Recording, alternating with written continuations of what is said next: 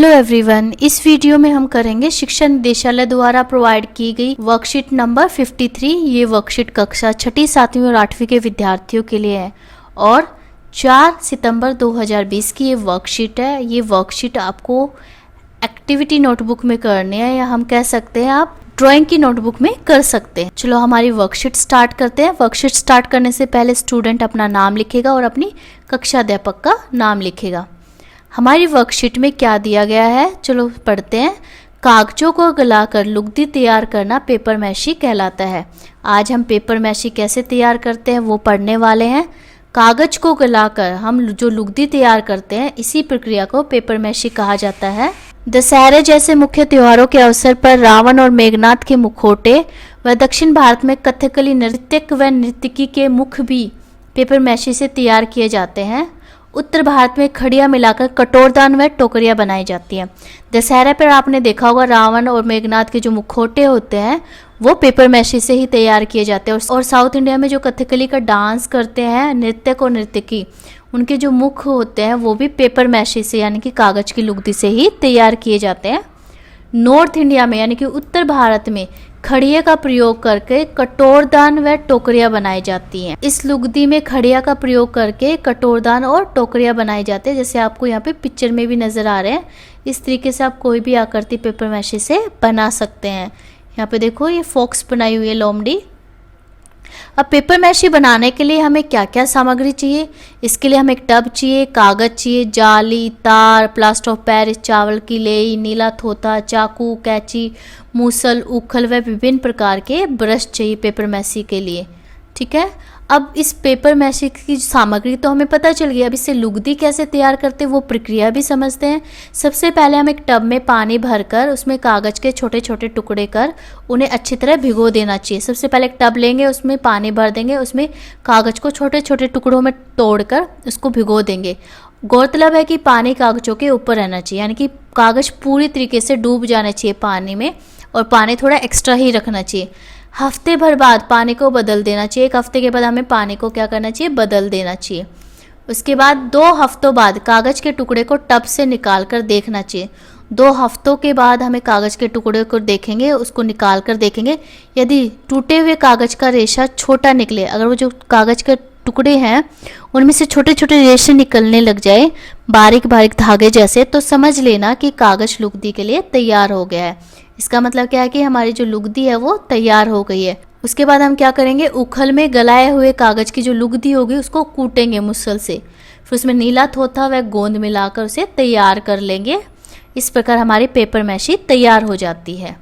अब कोई भी वस्तु इससे बनाने की क्या विधि है, जिस वस्तु का आप मॉडल बनाना चाहते हैं, जैसे साइंस का मॉडल बनाना चाहते हैं, कोई आकृति बनाना चाहते हैं, कोई किसी जानवर का मॉडल बनाना चाहते हैं, तो आपको क्या करना है, उसका चित्र या खिलौना सामने मेज पर रखेंगे।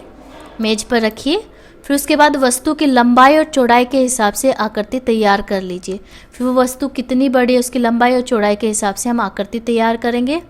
अभ्यास करते करते यानी कि प्रैक्टिस करते करते आप अच्छी आकृति बनाना सीख जाएंगे। धीरे धीरे आप ये सीख जाएंगे।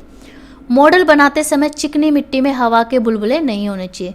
जब आप इसका प्रयोग करके जो और साथ में चिकनी मिट्टी का प्रयोग करके मॉडल बनाएंगे तो ध्यान रहे चिकनी मिट्टी में हवा के बुलबुले नहीं होने चाहिए। साथ ही जो तैयार आकृति है वो हमें छाया में सुखानी चाहिए, छायादार स्थान पर सुखानी चाहिए और जब वो सूख जाए सुखाने के बाद ही उसे धूप में रखना चाहिए। इस प्रकार हमारा मॉडल तैयार हो जाता है। तो चलिए आज के क्वेश्चंस देखते हैं। तो चलिए पेपर मैशी की विधि का इस्तेमाल करते हुए कुछ नया और अनोखा बनाते हैं। तो पहला क्वेश्चन है, आपने पेपर मैशी द्वारा क्या बनाया और कैसे बनाया। आपको कुछ बनाना है पेपर मैशी से, उसको आप कैसे बनाएंगे और क्या बनाया है वो आपको बताना है। तो इस क्वेश्चन का आंसर देखते हैं कि कैसे बनाते हैं। सबसे पहले हम विधि समझेंगे और फिर क्या बनाया वो बताएंगे। तो एक टब में पानी भरकर पहले कागज के छोटे छोटे टुकड़े कर कागज को अच्छी तरह से भिगो दिया। पानी ऊपर ही रहना चाहिए कागज के टुकड़ों से। फिर 2 हफ्ते बाद क्या करेंगे, कागज के टुकड़ों को टब से निकाल कर देखा तो कागज की लुगदी तैयार हो जाती है। तो पहले तो हम क्या करेंगे, 1 हफ्ते बाद उस पानी को बदलेंगे और जब पानी बदलने के बाद 1 हफ्ता और हो जाएगा तो फिर हम कागज़ के टुकड़ों को देखेंगे। अगर उनमें से रेशे निकल रहे होते हैं तो इसका मतलब है कागज़ की लुगदी तैयार हो गई है। उसके बाद लुगदी को हम उखल में कूटेंगे। मैंने उसको कूटा, उसमें नीला थोथा हुआ गोंद मिला दिया। फिर मैं एक टोकरी बनाना चाहती थी, इसलिए मैंने उसका चित्र सामने मेज पर रख दिया।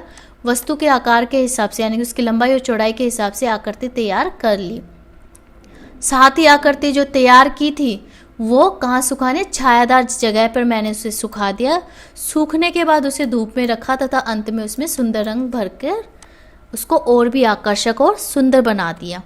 तो यहाँ पे मैं बनाना चाहती थी टोकरी, तो मैंने टोकरी के बारे में लिख दिया। आप जो भी बनाना चाहते हो वो चीज़ यहाँ पे लिख सकते हैं। आप कोई लैंप बना सकते हैं, किसी जानवर का बना सकते हैं। तो जो भी आकृति आप बनाना चाहते हैं वो आपको यहाँ पे लिखनी है। ये आंसर आपको ऐसे ही लिखना है, आपको वो चीज़ बना के नहीं भेजनी। वो बना के आप बाद में जब स्कूल खुलेंगे तब दिखा सकते हैं। नेक्स्ट क्वेश्चन है, क्या यह पर्यावरण के अनुकूल है? कैसे? क्या ये पर्यावरण के अनुकूल है? हाँ, ये बिल्कुल पर्यावरण के अनुकूल है।